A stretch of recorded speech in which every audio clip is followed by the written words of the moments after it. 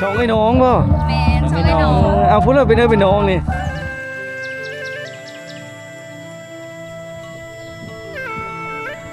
อย่างต่างๆมีหมดพี่น้องบ่จะเป็นเชียร์มาแต่เฮิรนเป็นการอุดหนุนแล้วก็เป็นการทำชื่อนี่แล้วก็มาเห็นนั่นชาวงามผู้ไทยชาวผู้ไทยว่างๆเช่นเก่าเช่นเคยพี่น้อง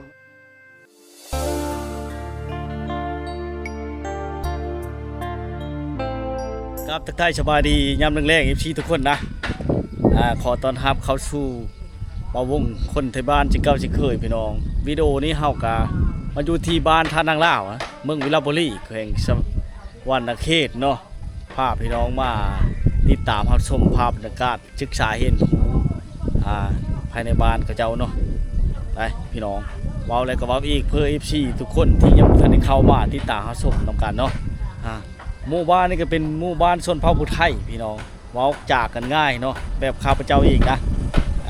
เป็นหมู่บ้านที่ห่างไกลซอกลีกในชนบทแต่ว่าในฤดูแล้งฤดูฝนก็ไปมาได้สะดวกสบายทุกคนเนาะแล้วก็มื้อนี้ก็มากับทีมงานเนาะทุกคนเพื่อได้ร่วมงานกันครั้งทมิตรนั่นก็คือสวัสดีดงบ้านนามาดวงบ้านนาเนาะครั้งแรกแล้วมาครั้งทมิตรเพิ่นก็บ่เคยมาจักเทื่อเนาะแต่ว่าบ้านเพิ่นก็มีไก่เบ้อเร่อดอกพี่น้องคนผู้ไทยนี่แหละมันเกิดอยู่พี่เนาะแล้วก็ฝาก FC ไปติดตามรับชมกันได้พี่น้องดวงบ้านนาเนาะนี่แหละสิ่งที่จุดพิเศษที่เราได้เห็นนั่นก็คือเช่นทางได้ทางอย่างเลยถึงจะเป็นชนบทได้ทางอย่างแต่ก็บ่ลายไปเลยประมาณ10ปลายกิโล13-14กิโลนะทางอย่างเลยแต่จุดชุมเมืองว่างมาหาบ้านทันนางล่าวนี่แล้วก็กลายไปโฮพายนะเตอร์ชุดยูฮันทุกคนมันมีแรงท่องเที่ยวนะบ้านนี้สิ่งที่อุดมสมบูรณ์ที่สุดนั่นก็คือเนาะสายน้ำไหลตลอดปีเพราะว่าที่จะเป็นฤดูแล้งฤดูฝนอันนี้จะเป็นคลองน้อยเลยทุกคนทางผ้านี้จะเป็นคลองเยอะคือเห็นเนาะนี่จะเป็นคลองเยอะน้ำใสงามในบรรยากาศย่ามแรงๆเนาะพาพ่อแม่พี่น้องมาติดตามรับชมตัวนี้จะเป็นคลองเยอะนะน้ำนี่จะไหลไปฮอดบ้านกระเตหรือบ้านนายมน้อยถือว่าอุดมสมบูรณ์ไปด้วยภูเขาและก็แหล่งธรรมชาติที่สวยงามสามารถเฮ็ดหน้าแซงได้พี่น้องบ้านนี้สามารถเฮ็ดหน้าแซงได้แต่ก็คือว้าวเนาะอันนี้จะเป็นผาบุญได้ทุกคนจะมีกกเขาของเผ่าผู้ไทยปัจจุบันนี้ก็เขาเริ่มได้กาแล้วได้ทุกคนเขาเจ้าเป้งนำเขาเจ้าเนี่ยบ่มือก่อนนะที่เฮามาเห็นนี่จะเป็นโซนดอกไม้งามแล้วก็พักบ้านนี้จะมาเป็นตากาเขาก็จะเฮ็ดเป็นล็อกไว้เข้าดอกเข้ากลางเข้างั้นหรือเข้าสายพันธุ์อย่างต่างๆได้ทุกคนเลยเนาะสัญญาณอินเทอร์เน็ตก็ดีแล้วก็มีไฟฟ้าได้หมู่บ้านในพี่น้องเส้นทางก็ดีมีงัวควายอยู่ตามบ้านตามซ่องตามเฮิรนสะดวกสบายได้นะแล้วก็มาคิดนี่ก็ว่าจะมีคู่เฮิรนได้แถวนี้มันเขาเจ้าเอาไปปุแถวให้แถวศูนย์ทุกคนเนี่ยเบมาคิดหรือเบมาเพชรเนาะได้ที่ค่อยมาตลอดนี่ชั่วลายมักในธรรมชาติและกับภูเขาที่งดงามถือว่าอุดมสมบูรณ์ที่สุดของชนเผ่าผู้ไทยแห่งนี้นะแล้วก็มีสิ่งศักดิ์สิทธิ์คือพระธาตุนางล่าวเนาะมากกับไปขอพรวันศีลวันพระเพิ่นกับนิปาได้ไล่ชนเผ่าผู้ไทยเฮาพี่น้องวันนี้เฮาเดินทางเข้ามาใจกลางหมู่บ้านนะทุกคนนะเนาะได้แล้วก็จะเห็นเด็กน้อยเขาจะมาซื้อข้าวต้มข้าวนมหารขากันหลายได้ทุกคนเนาะน้ำไหลไผ่สว่างแถวบ้านนี่ถือว่าอุดมสมบูรณ์ทั้งธรรมชาติพร้อมเนาะเฮามาเนี่ยคือว่านั่นแหละในยามค่ำๆมานี่งูเขาเจ้านะชัดเลงถือว่าเป็นธนาคารของบ้านมันจะมานอนชลายอยู่ทุกคนประทับใจแท้ๆที่คอยได้มาเห็นแบบนี้นะคือเห็นย้อนยุคภาพเก่า ในสมัยแต่กี้เนาะสมัยบูฮานพี่ยังต่างๆพี่น้องในยุคแต่กี้พี่น้องทางภายในและก็ต่างประเทศให้ได้มาติดตามรับชมค่ำๆวันนี้มันจะมาหรือได้นึ่งมากก็จะได้กินเกลือแน่แล้วก็การชิ้นเคยของมันมาอยู่ไกลหูไกลคนแล้วก็ขี้มันนี่ก็จะเป็นพุ่นเขาจะให้ไว้เชื่อกระสอบผูปักหลายๆพี่น้องเอาไว้เชื่อพุ่นอันพืชพันธุ์ธัญญาหารหรือว่าเขาให้เข้าหน้าอย่างต่างๆเนาะหรือว่าเชื่อชมเพชรทุกคนได้แล้วก็ได้เห็นเฮิรนบูฮานเก้าแก่ดั้งเดิมตะกี้เนาะยังมีให้เบิ่งให้เห็นได้พี่น้องเนาะได้เฮิรนหลังนี้ก็ยังสมบูรณ์แบบเลยทุกคนยังสมบูรณ์แบบเลยสบายดีไปเฉลยนี่จอบโง่ ไปจอบโง่อันนี้บ่แม่นโง่เจ้าบ่เรามาจอบโง่ทุกคนไก่เฉลิมจับแล้ววันนี้เนาะไก่เฉลิมจับเลยทุกคนเลยนี่โง่วักลายโตนี่โอ้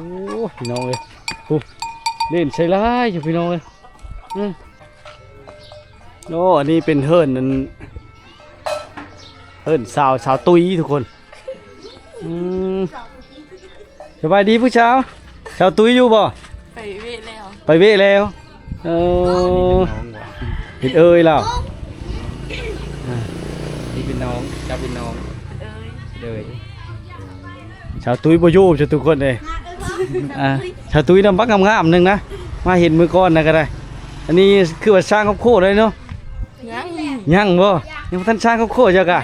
ชื่อนั่นเลยเจ้านะสิแบงชื่อนั่นแล้วก็สิแบงจักเพลอชีงามกว่ากันเนาะสาวเบกับสาวตุ้ยพี่น้องสิเบงสิแบงชื่อแบงแบงตุ้ยสาวแบงสาวตุ้ยพี่น้องยังเขาเห็นอยู่บ่ล่ะอ้อแล้วไปเลยเลยอยู่มาโผล่บ่ชื่อบ่ได้ถือพรนั่นเขาบ่บุญเนี่ยไม่ได้ถือเขาอาจจะได้เห็นนะมามันสบายเนาะ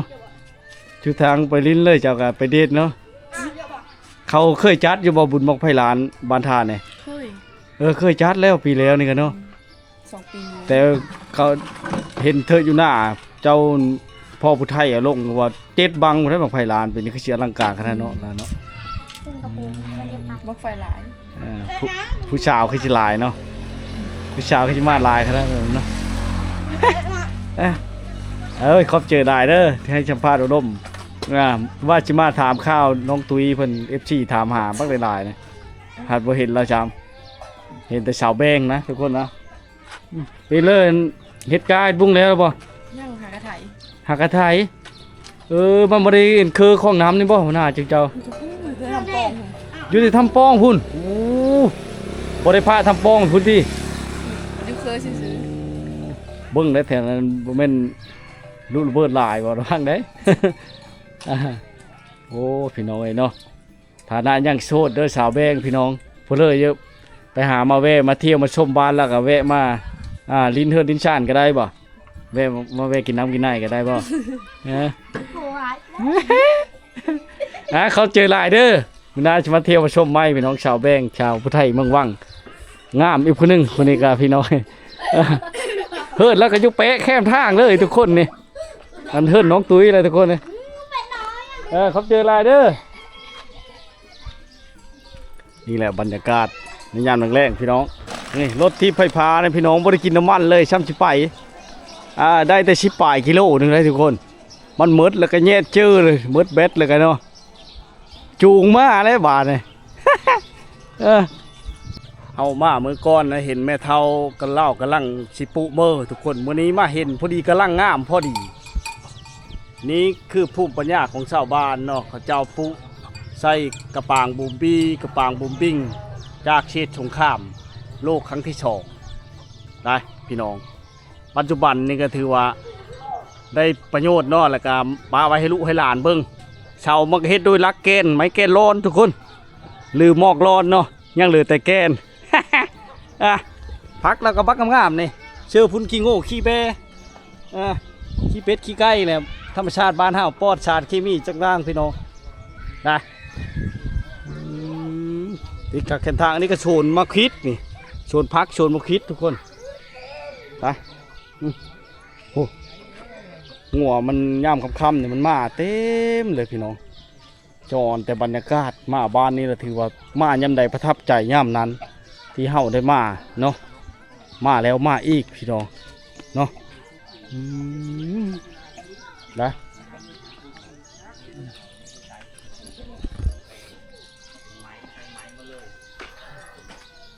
สบายดีพ่อเท่าดีโอ้สูบยาปลุกเนาะสูบยาปลุกห้ำโดยตองกระแดงบ่ตองกระแดงเนาะบ่ได้ชุบก็พ่อเท่าโอ้เฮิร์ดเจ้านี่เป็นเฮิร์ดบูฮ่านเก้าแก่เลยเนาะโอ้ให้ได้เบิ่งได้ชมให้ลูกให้หลานได้เบิ่งพี่น้องคือเห็นเลยแหละบูฮ่านแล้วบุงเป็นโดยมีหยังอันนี้น่ะพุ่นหยังเนี่ยพุ่นขี้โง่นะบ่พุ่นขี้โง่นี่แหละกวาดเอาอยู่นี่มันมานอนนี่แต่ละคืนกวาดเอาเอาไว้ขายบ่ไว้ขาย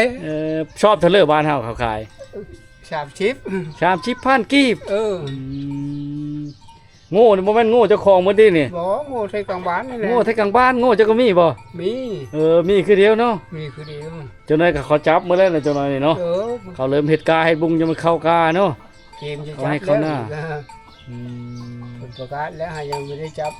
โดยมันยังมีตกนี่ให้ฝนตกก็จับแล้วขอบเจอหลายพ่อเฒ่าบ้านเฮานี่ลักๆแล้วมีจักหลังคาบ่พ่อเฒ่าโอ้100 ปลายแล้วหูแต่100 ปลายเนาะมีปลายมันจักทะเลเลยจักคักมือจักคักขอบเจอหลายๆนี่แหละพี่น้องสัมภาษณ์พ่อเฒ่าอยู่บ้านคือเห็นเนาะเล่าเป็นเฮิร์นชงบูฮ่านสังเกตมันก็หูรถนี่มันมีริมนี่ทุกคนโอ้นี่โป๊ะขึ้นแล้วพ่อเฒ่าเนี่ยหาเนี่ยช้อหายามาฆ่ามันนี่เป็นในมุ้งหรือเป็นไม้แค้นแท้ๆได้นี่พี่น้องเลยไม้แค้นไม้ปืนไม้แดงเนาะชุดลาไม้แดงเนาะ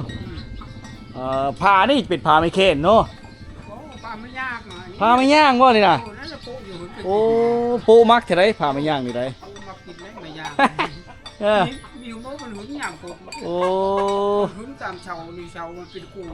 โดยโอ้ระวังเด้อนะพ่อเฒ่าเอ้ยเบิ้งฮักชาให้ลูกหลานฮักชาเด้อถือว่าเบิ้งหาส้มได้ยากเลยพี่น้องเอ้ยถือว่าบ้านท่านนักเล่านี่ก็ยังมีให้เบิ้งให้เห็นเนาะพี่น้องเนาะได้แล้วก็เป็นเล้าที่เยอะสังเกตบางวิวธรรมชาติก็คือเห็นอะไรภูเขางามเฮามาเห็นแล้วก็ได้พี่น้องเลยเบ็ดไก่เขาก็ปล่อยแบบธรรมชาติเลยเนาะอันนี้คือห้างหมูหรือว่าห้างเกลือไก่เจาะด้วยไม้ธรรมชาติทุกคนไม้เกลอนแบบธรรมชาติได้สะดวกสบายนะข้างบ่ทางเลิกกันย่างค่ำๆนี่แรงๆนี่โง่ข้าเจ้าเนี่ยมานอนท่าแล้วนะพี่น้องสิ่งที่อำนวยความสะดวกคือมันมาเองแบบนี้สบายบ่ได้ไปหาเลยทุกคนมีแต่มาจอบเอาในบ้านเลยได้จื้อโง่เพ้อโง่มันพี่น้องเอ้ยได้อันนี้เป็นเล้าเข้าเนาะส่งบูฮ่านคือว่าเลยเล้าเข้าบูฮ่านแต่กี้ยังมุ่งเป็นคือชิแม่นบ่ทันโฮนะทุกคนนะโอ้สิ่งที่เราอนุรักษ์ไว้คือไทยควายตะกี้นี่ทุกคนนี่ยังมีเห็นมีหันมันเนาะนี่เนาะเป็นชื่อร่นข้อควายข้อโง่เนาะทุกคนนี่เป็นไถเนาะไถไม้ตะกี้นี่เนาะโอ้ยังมีครบชุดเลยพี่น้องเลยนี่ไปโอ้ท่านั้นเขาปุพักไว้กินเองได้แถวนี้โมบิตลาตาลี่พี่น้องมีแต่หานขายเคืองทั้งย่อยทั้งยกเนาะแล้วแต่ผู้ชี้นั้นรถไถหน้าใช้ประจำเลยนี่โอ้ยสะดวกสบายคันมีรถไถหน้านี่กะใช้ในการลากแก้อย่างต่างไม่ได้น้ำมันชื่อน้ำมันเพลงนะสบายดีเป็นเลยอยู่ดีมีแห้งพากันชุ่มนุ่มกับพี่ช้างเนี่ยนะฮะไปการไม่กินได้มันแรงบ่การหอยการเพศนี่แหละพอได้กินอยู่เนาะพอได้กินไปอยู่บ้านกับลักๆพักคะบ่พักเน่า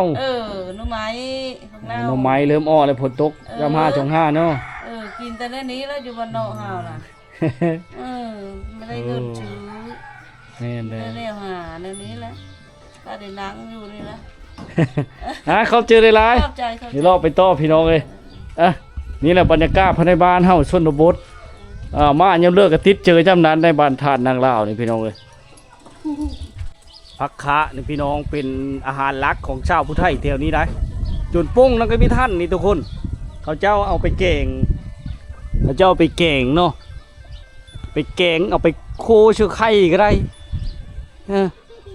เอาไปแกงเชื้อโรไม้แกงทอมันอย่างต่างๆโอ้ยแซ่บพี่น้องเลยตอนยังดิบแบบนี้มันจะขีวๆแล้วก็เหม็นๆวัดชุกมาแล้วก็โอ้ยชุดยอดพี่น้องเลยเนาะได้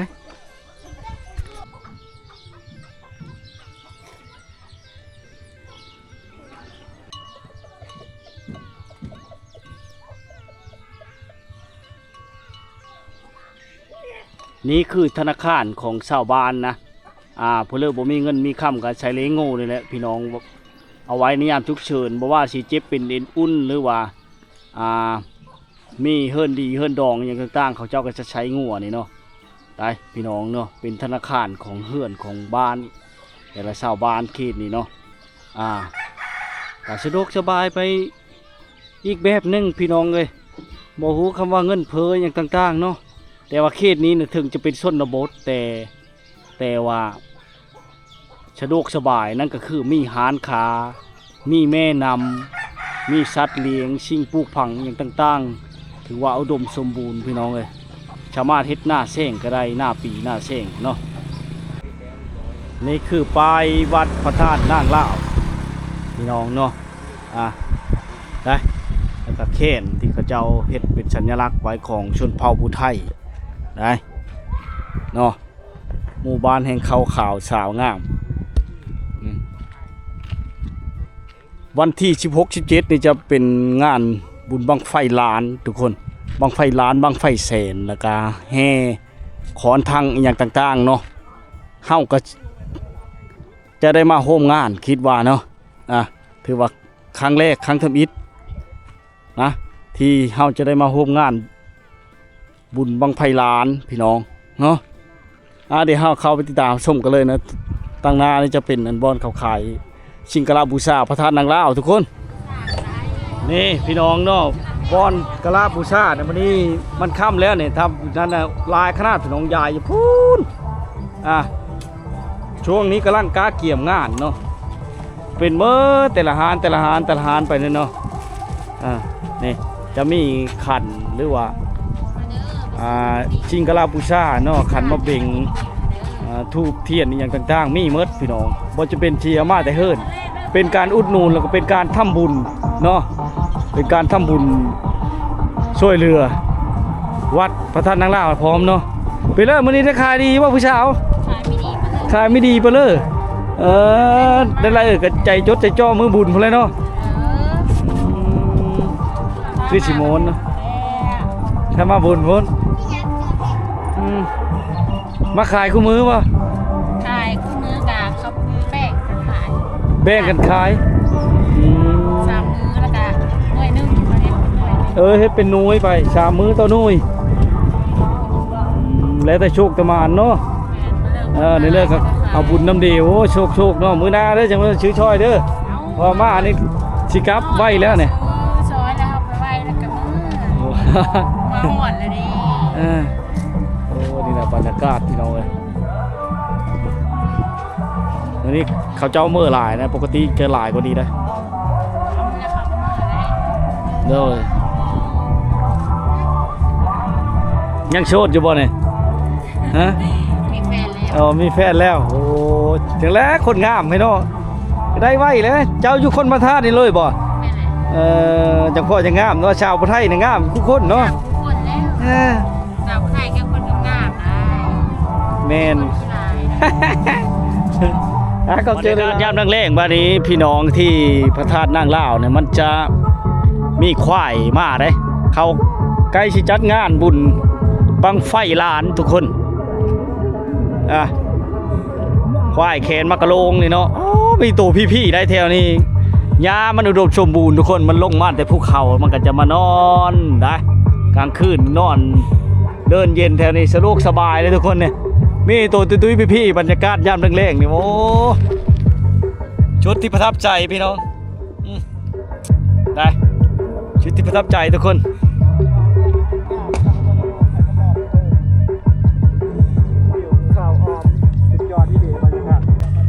มีแต่ตัวพี่ๆเลยทุกคนเนาะ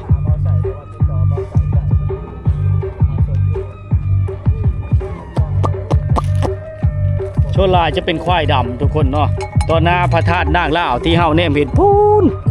วิวภูเขาที่สวยสดงดงามถือว่าเป็นแหล่งที่อุดมสมบูรณ์ที่สุดที่เฮาได้มาเห็นเนาะเนื่องจากว่ามีสัตว์เลี้ยงมีธรรมชาติที่สวยงามมีแม่น้ำที่บ่มีการบกแห้งไหลตลอดแล้งตลอดปีไหลตลอดแล้งตลอดฝนนะพี่น้องเอ้ยของชาวผู้ไทยเนาะบรรดาชาวๆเขาเจ้าก็มากราบไหว้พระธาตุนางล่าวพี่น้องก็บ่ฮู้ว่าบ้านเลยนะเดี๋ยวถามเขาเจ้าก่อนพี่น้องสบายดีผู้ชาวมาแต่บ้านเลยนะแกวิไลบ้านแกวิไลโอ้มายำแรกพอดีเนาะคู่นึงรถพระธาตุนางล่าวพี่น้องมีแต่ผู้ชาวงามๆได้สาวผู้ไทยนะก็คือมือเดียวกันเนาะช่องไอ้น้องบ่แม่นช่องไอ้น้องเอาพูดเลยเป็นน้องนี่เป็นเลยเลยกำนองเขาเจอหลายๆเด้อขอให้ได้บุญหลายๆเอาไปยิงกำลังกันยิงครับ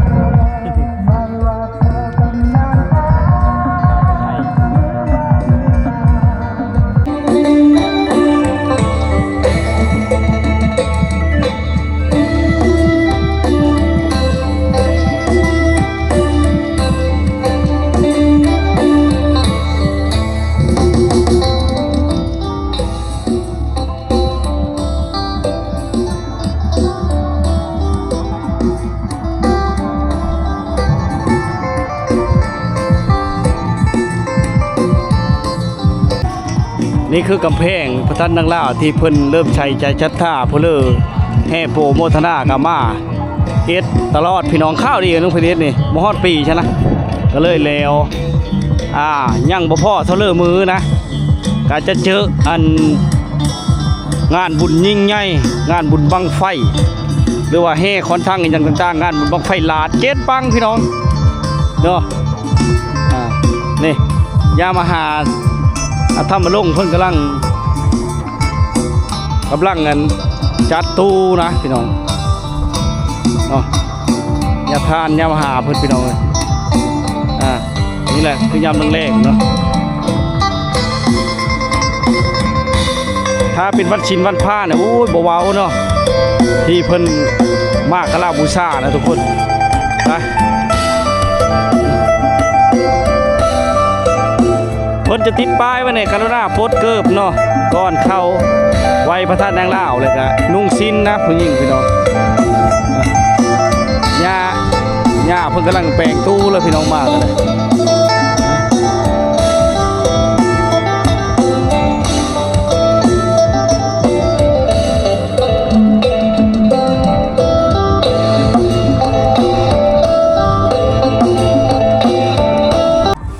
ทางนี้กำลังกาเกียมสถานที่ปัดเดินวัดมันเก่งกว้างงดงามพี่น้องเนาะนี่แหละคือบรรยากาศแล้วก็ภายในวัดพระธาตุนางล่าวเนาะเราจะแนมเห็นวิวภูเขาที่งดงามเนาะได้ทุกคน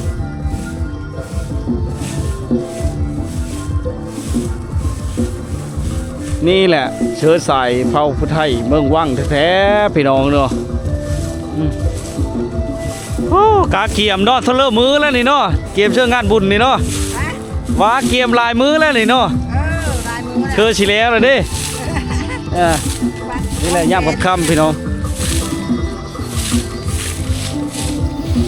นี่ช้างงาเกี่ยวกอดช้างพระธาตุนางล่าวแหละพี่น้องเพิ่น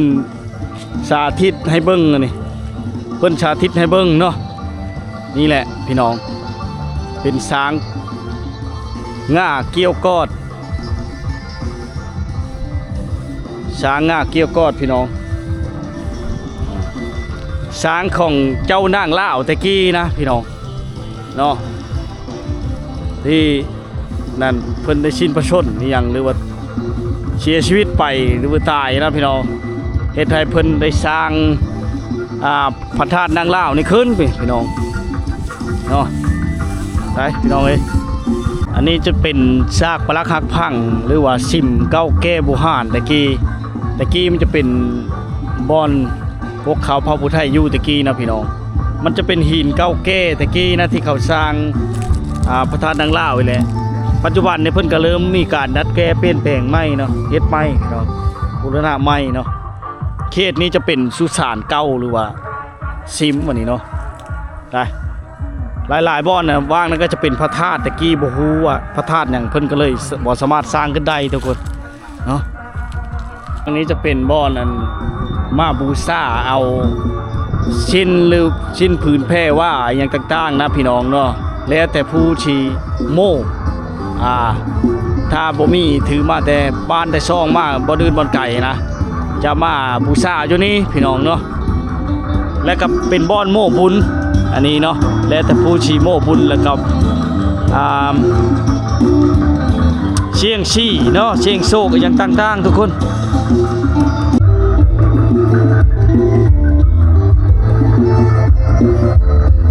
อันนี้คือเฮิรนมอพีผู้ช้างแห่พี่น้องพอเธออยู่หน้าเนาะสัญลักษณ์ของเพิ่นก็มีตาเหลวเลยนะทุกคนมือก่อนนะข้าพเจ้าก็บ่ได้อัปเดตมาเห็นโอ้ยดีมุกดีจืดนะน้ำใจดีแต่ได้พี่น้องครบชุดอลังการอารมณ์มิติกอยู่ในนี้นะพี่น้องเอ้ยเราได้มาเห็นตัวจริงแล้วบอเธออยู่หน้าเนาะอันนี้คือตาเหลวพี่น้องเป็นสัญลักษณ์ของเจ้าพ่อผู้ไทยเนาะมอพีผู้ช้างแห่ผู้เริ่มมาเห็นถือว่า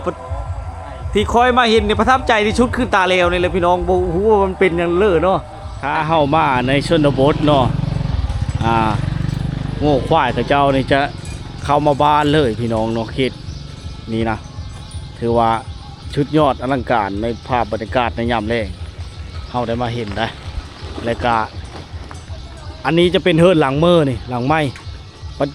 อันนี้เป็นเฮิรนหลังเก่าเฮิรนปู่ห่านตะกี้ยังมุ่งไม้เป็นอยู่พี่น้องเนาะเป็นไม้เด็กไม้เปิดอย่างต่างๆแล้วก็มันโหแล้วก็มีการดัดแก้ดัดแปลง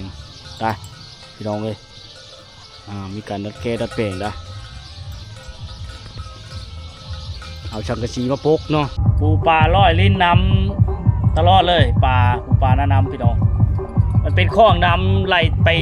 บ้านนาเตอร์นี่ทุกคนตัวหน้าพระธาตุนางล่าวเนาะว่างกลางพระธาตุนางล่าวนะทั้งนี้กะวัดพระธาตุนางล่าวเนาะอันนี้ก็จะเป็นพระธาตุนางล่าวนะพี่น้องนี่ควายมีแต่โตตุยพี่ทุกคนเลยเฮาได้มาเห็นนี่เนาะจิเมนชาวบ้านเข้ามาจิเมนชาวบ้านเข้ามาเบิ่งควายทุกคนมาจอบควายป่ะโอ้มันมานอนประจำอยู่นี่นะโอ้มันมาตลอดวันฉันชาวบ้านพี่น้องเรามาจอบเบิ่งควายแล้วนี่มิเจ้าน้อยก็ได้เอาเข้าเดินแล้วนี่เนาะเจ้าน้อยเนาะวัดเขาชีดำให้ดำหน้าเนาะย่ามันเป็นบ้านเป็นอย่างมันชนกันเนาะโอ้ควายโดนควายเพื่อพี่น้องนี่แหละย่ามแรงแบบนี้ชาวบ้านเขาจะมาจอบควายควายก็ได้พังเสียงเพลงพ่อน้องบึ้มอยู่สไลเดอร์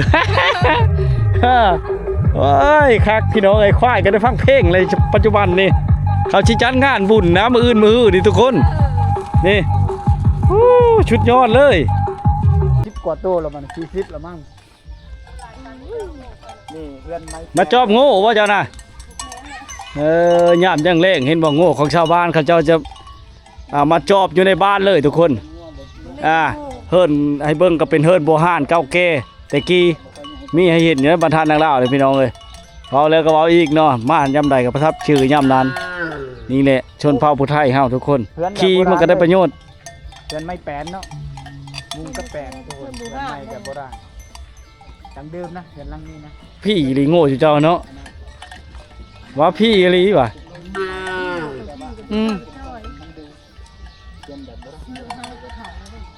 มันกินยาธรรมชาติเนาะยังอะไรได้ยังกินเนี่ยนะมะขอแล่นป้าเต้อผู้เด็กน้อยก็จะเอาได้มะขอแล่นไปเลยทุกคน พอเลยจะมานั่งส้มวิวในบรรยากาศย่ามแรงๆพี่น้องผู้บรรดาสาวๆเขาเจ้าผู้พอแตนจิเปิดกล้องนะปุ๊บเลยทุกคนนะ หานขาของน้องสมพู่นะทุกคนแต่วันนี้ก็บ่ฮู้ละอยู่หรือบ่เนาะมื้อก่อนหาก็มาอัปเดตอยู่ทุกคนฮะผู้ไหลใบเมยหานขาหลายนะปัจจุบันในแถวนี้สบายดีสบายดีอันนี้บ่แม่ค้าน้อยนะฮะโอ้นี่ครบหมดเนาะอาหารการกิน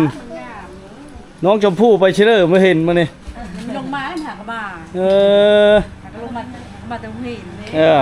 เช่าเมยเช่าเข่นเนาะผู้น้องชมพู่มาอะไรทุกคนมาไม่เมยมานี่กะยามแรงๆนะ